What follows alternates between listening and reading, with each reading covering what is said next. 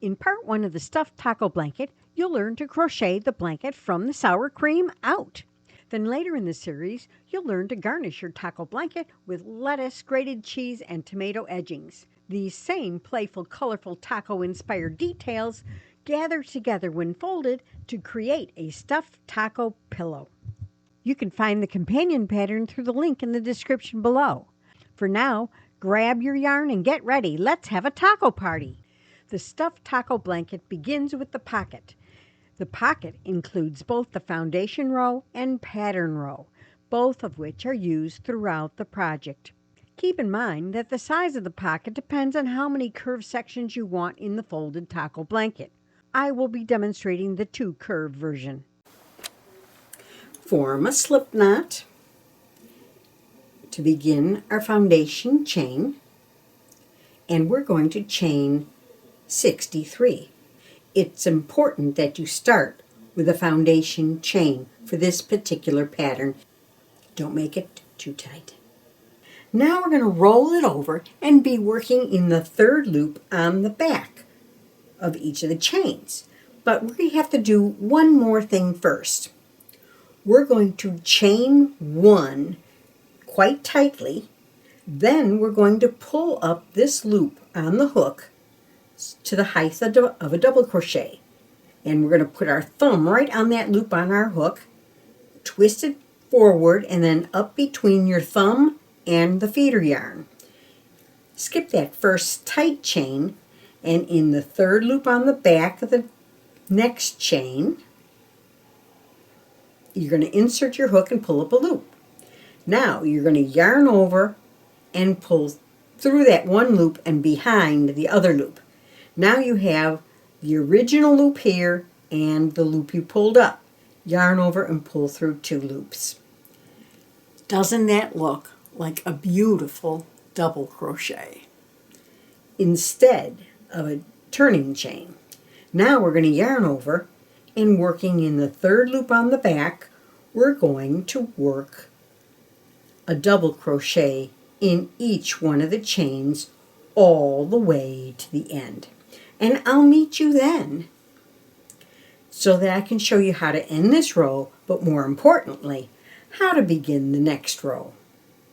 The reason we're working in the 3rd loop on the back is, do you see how on the top edge you have 2 loops? Well, by working in the 3rd loop on the back, on the bottom edge, you also have 2 loops. They look the same, and that is important to this pattern. Now we're just reaching the end, and we have just one more stitch to do. Instead of crocheting a turning chain, what we're going to do is just turn our work and begin the next row very similar to how we began the foundation row. We are not going to chain an extra one. We're just going to pull that loop up because we have stitches that are holding this down. Pull the working loop up so that it's about the height of a double crochet. Put your thumb on the hook. Then twist the hook to the right of that loop and insert your hook under both loops of the very first stitch. Pull up a loop. Yarn over and pull through that loop and behind the twist. That leaves you this loop that we held with our thumb and the loop that we just pulled up before. Yarn over and pull through 2. Look how nice and straight that edge is. Now we can just continue across this row by working a double crochet in each of the stitches under both loops. I'll meet you when we get to the end. So when you get to the last stitch, I want you to see where we are going to insert the hook, under this loop here and under that loop there. Now yarn over, and sometimes you have to do it one at a time because they're pretty tight. I'm under those 2 loops, pull up a loop, yarn over, and complete the double crochet, just like before. But look how nice this edge is also. Then we turn, and we're going to start the 3rd row. So let's review that special stitch one more time. Pull the loop up so that it's the height of a double crochet.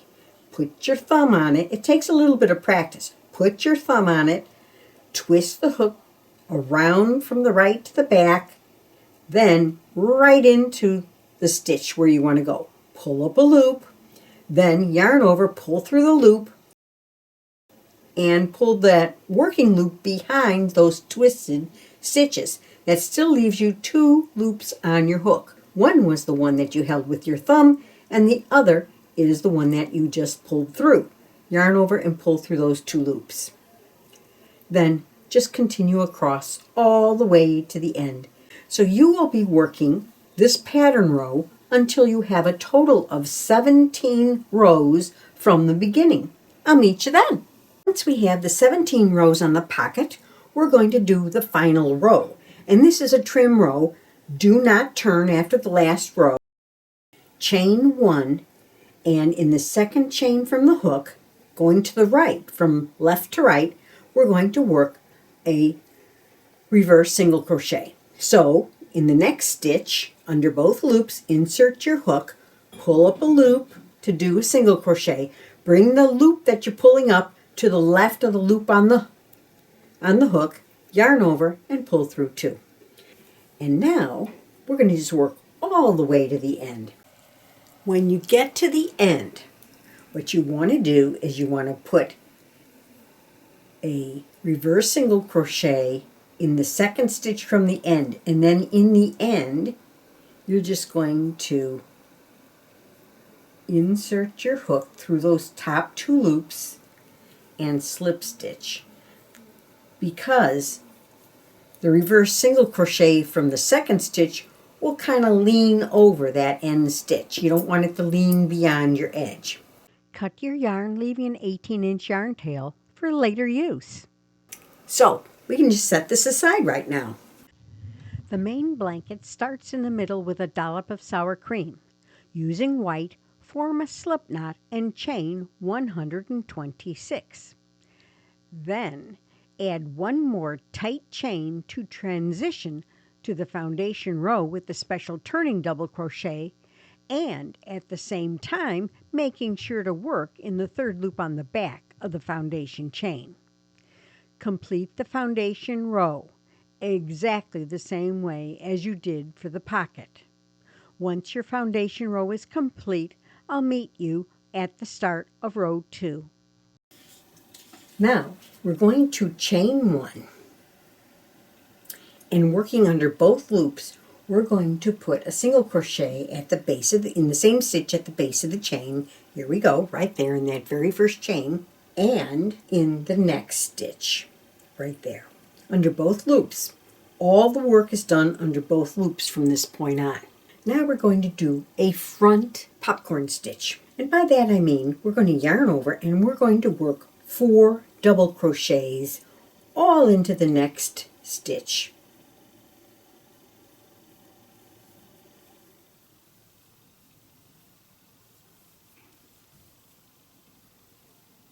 There's our 4 double crochets. Now we're going to take the loop off of our hook. We're going to hold these stitches forward and return to the very first double crochet. Insert our hook under both loops from the front to the back, pick up that loop, and slip stitch. Then we're going to work 1 single crochet in each of the next 3 stitches. Then we're going to work another front popcorn. So that's 1 double crochet, 2 double crochets. Here's the 3rd. Oops. Here's the 3rd. And here's the 4th. Hold the double crochets to the front, so I'm pushing them forward with my finger, taking the loop off my hook, inserting my hook from the front to the back, picking up that loop, and pulling up a slip stitch. It truly is not a true slip stitch, but it does the same thing as a slip stitch. Normally the popcorns are done with double crochets in between, but why we work 3 single crochets, one in each of the next 3 stitches, is because it makes the popcorn stitch ball up even more. So it's pushing them down. And that's the pattern for this row. So this is what our row looks like so far. We have these tight popcorns all in a row. And we're going to continue all the way across this row. And I'll meet you when we get to the end, because I want to show you how to end this row and start the next row. So we are quickly approaching the end of our first row of popcorn stitches. And so I'm going to work my popcorn stitch right into the next stitch. And that leaves me 3 single crochets to work at the end. Here's the one right into the end. Now I'm going to chain 1 and I'm going to turn and work a single crochet in that very first stitch, and then immediately into the next stitch we're going to work 4 double crochets, just like we did on the row below. This is where it differs. We're going to take the loop off the hook just like we did before, but instead of inserting it from the front to the back and holding the stitches to the front, we're going to insert it from the back to the front, pick up that loop and pull it through, holding the stitches to the back. And the reason is we want the popcorn on this row to be on the same side as the popcorn on the prior row. So then we work 1 single crochet in the next 3 stitches. That's 1. There's 1 right at the top of the popcorn, and then here's the next one. So as you can see, this is where we're going to put our next popcorn stitch. And we're going to go across the entire row like this. I'll meet you when we get to the end to show you how to finish this row off. End by working the last back popcorn stitch just before the last front popcorn stitch on the prior row. Then work 1 single crochet in each stitch until the end. Chain 1 and turn. To start the next row, work 1 single crochet in each stitch until the first popcorn stitch of the prior row is reached. Then work 1 single crochet in the top of this popcorn stitch. Now, the repeat starts with a front popcorn stitch in the next stitch, followed by 1 single crochet in each of the next 3 stitches. You'll repeat this across the row, placing the last popcorn stitch just before the last popcorn stitch of the prior row, and working 1 single crochet in each remaining stitch. Count your stitches here. You should have 126. If your count is off, adjust with increases or decreases on the next row. Row 5 is the last row of the sour cream section. Simply work the pattern row as shown in the pocket section. Cut the yarn and weave in the ends. Add the meat and shell sections the same way along both the upper and lower edges of the sour cream. That's why we made sure that the foundation row also has 2 loops on the edge. On one side, you'll also crochet the pocket into place. First, we will do the side without the pocket. Start with the right side of the sour cream section facing you. That's the side with the bumps. Work 15 pattern rows with the meat color. Change to the taco color and work 27 more pattern rows. Now, we will begin the curve sections. For the 21-inch pillow, divide the stitches in half and place a marker where the second half starts, which is 63 stitches from the end. Because both halves are shaped the same way, let's shape the second one together. For the 15-inch pillow, follow the pattern instructions as the shaping is worked slightly differently for that size. As I said, this marks my first stitch of the next row. I'm going to join my yarn in the very first stitch, making sure that the wrong side of the edge that I'm working on is facing me. I'm going to pull up a loop and chain 1. With that chain 1, I'm going to pull the end through, just so it helps lock it down, and I can pull that nice and tight. Now, just like I did on every other row, I'm going to pull up the loop so it's the height of a double crochet. I'm going to put my thumb on that loop, twist around that, and right into the same stitch, and pull up a loop. Now I'm going to yarn over and pull it through the loop and around the twisted part, and then yarn over and pull through 2. Then I'm going to continue by working a double crochet 2 together. So I work the first half of the double crochet in the next stitch, the next part of another double crochet in the next stitch. So I have 2 incomplete double crochets and 3 loops on my hook. So then I'm going to yarn over and pull through all 3 loops. Then 1 double crochet in the next stitch, and then a double crochet 2 together over the next 2 stitches. So yarn over, insert, pull up a loop, yarn over, pull through 2, an incomplete double crochet. Yarn over, go into the next stitch, pull up a loop, yarn over, pull through 2, 3 loops left on hook, yarn over, and complete the double crochet 2 together. So I just decreased 2 stitches on this end. Now I'm going to work across this row until 6 stitches remain, and I'll meet you then. So as you can see, there are 6 stitches remaining unworked. This is where we do a double crochet 2 together over the next 2 stitches, a double crochet into the next stitch, and a double crochet 2 together over the next 2.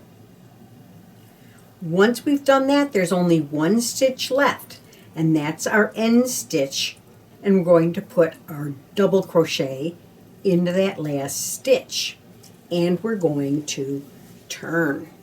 And we're just going to repeat this last row 11 more times for a total of 12 rows. The curved section is complete, so cut the yarn and weave in the ends. Now that you are familiar with the pattern and made the first half of the blanket, it's time to insert the pocket while you crochet the second half. With the right side of the sour cream facing you, work 15 rows of the meat color, just like before, and then only 10 rows of the taco shell color, and turn to begin the next row. This is the point where you add the pocket. Since the pocket prepared for this demo will allow the blanket to fold into a 21-inch pillow, divide the stitches in half and place a marker where the second half starts, which is 63 stitches from the end. Notice that the back side of the blanket is facing you, but with the right side of the pocket facing you, align the beginning edge of the pocket between the marker and the end of the row, so that the pocket is in front of the blanket edge. Pin it into place. Work the pattern row across the first half of this row. When you reach the marker and the pocket, insert the hook through the top 2 loops of the pocket and the top 2 loops of the corresponding stitch on the blanket edge and complete the double crochet. Then repeat this all the way to the end of the row to attach the bottom edge of the pocket to the blanket. Once this joining row is complete, work 16 more pattern rows, then complete the curved sections just like you did on the other side. Return to the pocket flap on the back side of the blanket. Align the finished edge of the pocket with the row just below the curved section directly above it. Whip stitch both side edges to the blanket so that 3 sides of the pocket are attached. Weave in all the remaining ends. The main section of the taco blanket is complete. Now for the fun part, the trimmings. And we will start with the 2-color tomato edging in our next video. See you then. I hope you enjoyed watching this video. Please take a moment to subscribe and ring the bell to receive notifications of upcoming videos and events. Happy crocheting!